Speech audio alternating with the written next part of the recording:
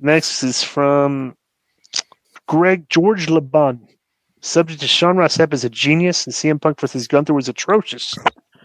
Genius is an overused word, but when it comes to Mr. Sean Ross Sapp, few deserve more than a true living god, like the king of the universe, Sean of Sapp. SRS uses peerless intelligence, was able to work that WWE kept Brock Lesnar's WWE return secret, and he has discovered that Brock's return to attack John Cena was done to set up a Brock Lesnar versus John Cena match. I demand that all three of you guys take the time to publicly thank Sean Ross Sapp for blessing us all on this humid Monday morning. Do it now, lowly dogs. To my question, Bryan Alvarez heaped praise on the gory epic between Jon Moxley and Hangman Adam Page. It is now labeled the generally loved CM Punk versus Gunther match as atrocious. How much of this do you think is genuine opinion? How much do you think is clickbait? Let me guess, Disco, you didn't see the match. You're going to rush Konnan through his answer that he can spend 20 minutes speed mumbling about toast versus bread. I was surprised. You want to play this clip real quick? I think it's a short show.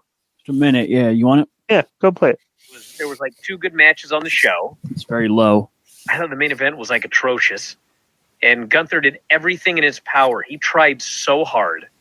But CM Punk was absolutely, completely gassed out for at least 15 minutes of this 30-minute match. And it just dragged on forever. And it actually, he was so dead, it actually made the finish even worse. But we're getting ahead of ourselves. Let's start at the beginning, and away we go. We watched WWE SummerSlam, Night 1, August 2nd, 2020. That's enough. Who's the guy talking? That's the Right, Mike Sempervive, I think. Yeah. Mike Sempervive. So, yeah, I think Alvarez got kind of worked here a little bit. Okay, because when I was watching it, right, and you're kind of thinking like, wow, he's just getting beat up out there. Okay, because it was like a long, but if you tie everything back into the storytelling and the interviews, Gunther was basically saying, "This is what I'm going to do to you," right? And that's what he was doing.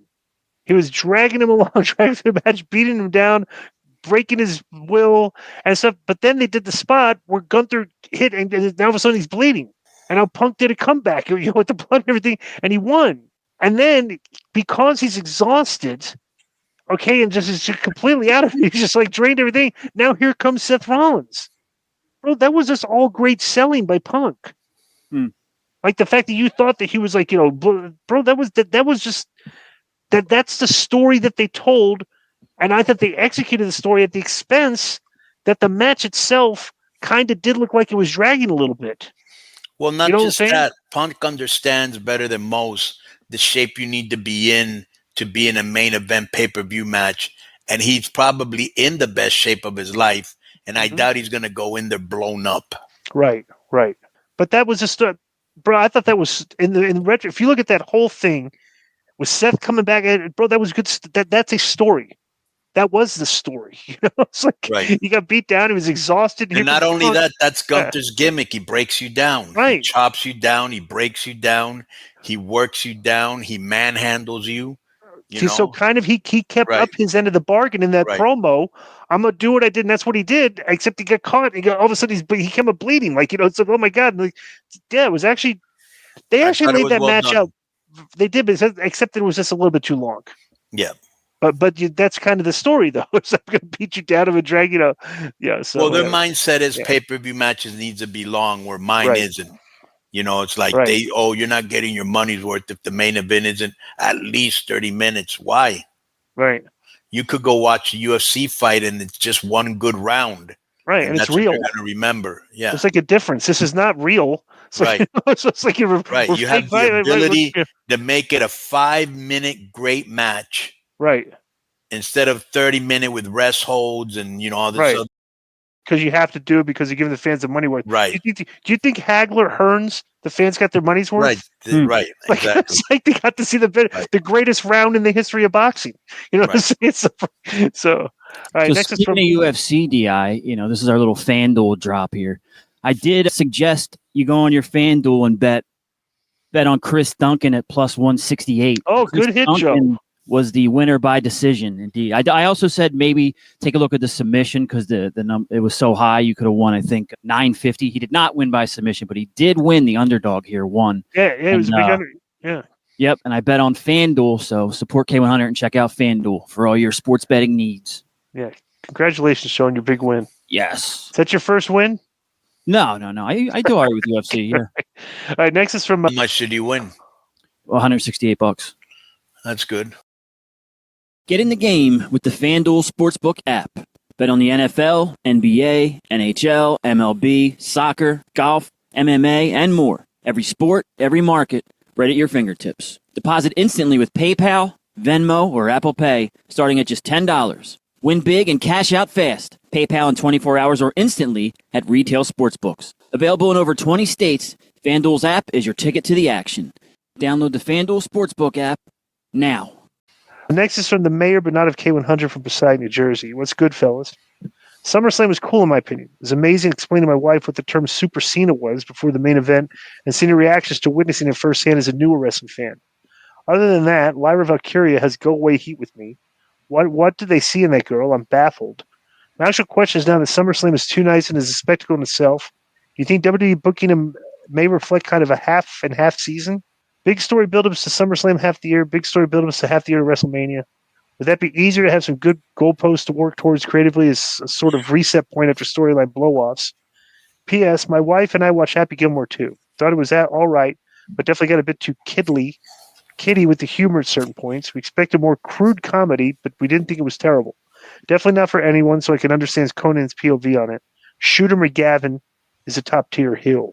Well, that's what WWE does book like this now, half and half season. They build up to SummerSlam, they build up to WrestleMania. But WrestleMania is just seen as a bigger deal than SummerSlam, you know? But I don't know. They just... Well, would you say did you see most of it, or at least you know what happened, right? I know what happened, yeah. Okay, so what do you prefer, SummerSlam or Mania? SummerSlam was better, right? No, I like Mania better than SummerSlam. You like Mania better? I mean, I like the concept of Mania better. I don't like, like SummerSlam is, oh, do you mean the actual show? Yeah, I think SummerSlam... They were all the same to me. I mean, it wasn't like nothing revolutionary or anything that came out of it, any of the shows, but it's like, Would you think I watch these shows because I like the way they produce big arena, like stadium shows with the production and stuff. It's just that's what I like. Now, what about because no one really brought this up, Rollins working everybody with the fake knee injury on Saturday night's main event. And I mean, this was predicted or spoiled, if you will. But I didn't see that coming. So the John Pollock guy spoiled it. Yeah. Well, the funny thing, they went ahead and did it anyway, because it just goes to show you that not as many people like followed that part of the story. Sure. Like not a lot of people went yet. The only reason I knew that is because sometimes the reason I knew about it is because I will every now and then when I'm going a YouTube rabbit hole, I'll go and listen to what Alvarez and Dave are talking about sometimes, like their clips. Mm-hmm. So I saw the clip of Bryan explaining the thing to the John Pollock thing. So I'm just assuming that the only people that really knew about that were the people that listened to the Observer, listened to that show. Yeah. Because it didn't really go like that story of the John Pollock spoiling it didn't really get viral. Like it sounds like it's just not a lot of people knew about it because you heard the pop. Yeah. The people, but like they probably said, okay, somebody, and plus two, whatever mark they have working on that writing team that's leaking your creative plans to the dirt sheets, dude, they need to find those people, just get rid of them. There's nothing worse than spoilers. You're leaking spoilers. It's ridiculous, Right. So, well, the only problem is even the fans that don't follow it like that, DI, and I've said something like this before, is that say there's 1,000 people in that crowd that read that and know of it. They're going to want to look smart, and they're going to turn to the people behind them and go, yo, I heard Rollins isn't really hurt. And guess what? Tonight he's probably going to cash in. And then that person knows now, and then they say it to their friend, and then it does spread, because people always want to appear like they know what's going on. Well, right? It didn't really sound like it spread. Right. Yeah, still got a huge pop. Yeah. What did you think, Konnan? On what exactly? I'm sorry. Bro, you got to pay attention here, right? Yeah. You mean like you do all the time? No, I'm just saying like you're. You know how many times I got to bring you on track? So don't. I'm the one reading the stuff. You're eating. Yeah, but you're muted. Eating. So I'm talking to you. But you were eating earlier and muted. I was crunching ice. So what do you think, Konnan, of Seth Rollins and it actually being a worked injury and all that to set up the what's the big deal? Well, were you surprised that it was actually all set up like that? Did you believe that to begin with, that it was all set up? Did you know about the guy that had spoiled the story? Well, yeah, No. We actually talked about it briefly. Yeah. I guess it went in one. Bro, that just shows you how, if somebody's, I guess it shows you the level of interest people took into John Pollock's story, which is minimal, because Konnan didn't even remember talking about it. I think I didn't want to believe it. You know. Yeah. Yeah. He's not the same guy as John Paz, whatever. No, John Pollock is an observer guy. He does shows with Wei Ting going on. They used to pop up on MLW and stuff. Those guys from they used to be on that Canadian show. I think they do a podcast now, but they used to pop up on MLW radio with Konnan. Yo, what's up? I just want to thank you guys for watching this clip. Don't forget to hit the like button, leave a comment, and subscribe, and join our YouTube membership for hours and hours of exclusive, unedited, uncensored content. And being a member will help you get involved in our upcoming live streams. Thank you for your support. Thank you for riding with us. I know you got a lot of other podcast choices, be it wrestling or other ones. And thank you for picking us. Boom.